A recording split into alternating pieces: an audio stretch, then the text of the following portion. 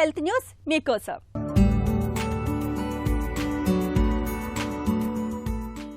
వయసు రీత్యా కలిగే జ్ఞాపక శక్తి క్షీణతను రోజుకు 5,000 అడుగులు వేస్తే 3 ఏళ్ల పాటు వాయిదా వేయొచ్చని అమెరికాలోని మాస్ జనరల్ విగ్రమ్ సంస్థకు చెందిన ఒక అధ్యయనంలో తేలింది. దైనందిన నడకలో భాగంగా రోజుకు 7,500 అడుగులు వేసే వ్యక్తుల మేధో క్షీణతను 7 ఏళ్ల పాటు వాయిదా వేసుకున్నట్లేనని ఈ అధ్యయన నివేదిక వెల్లడించింది.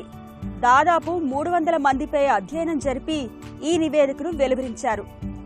శారీరక శ్రమ లేకుండా జీవనం సాగించే వారి మెదళ్లలో హానికరమైన టావు అనే ప్రోటీన్ పేరుకుపోతుంటుంది.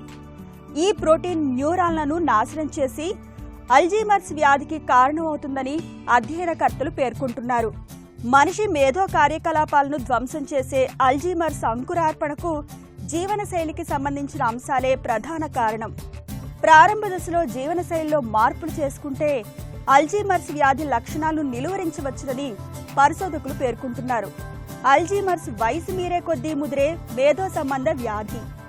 ఈ వ్యాధి సంక్రమించిన వ్యక్తుల జ్ఞాపక శక్తి, సంభాషణ సామర్థ్యం, ఆలోచన శక్తి క్రమంగా క్షీణించిపోయి కాలక్రమంలో దైనందిన కార్యకలాపాలు కూడా కష్టసాధ్యం అవుతాయి.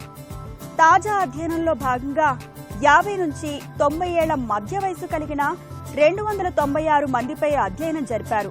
హార్వర్డ్ ఏజింగ్ బ్రెయిన్ స్టడీ పేరుతో నిర్వహించిన ఈ అధ్యయనంలో పాల్గొన్న వ్యక్తులందరూ ప్రారంభ దశలో మేధో క్షీణతతో బాధపడుతున్నారు.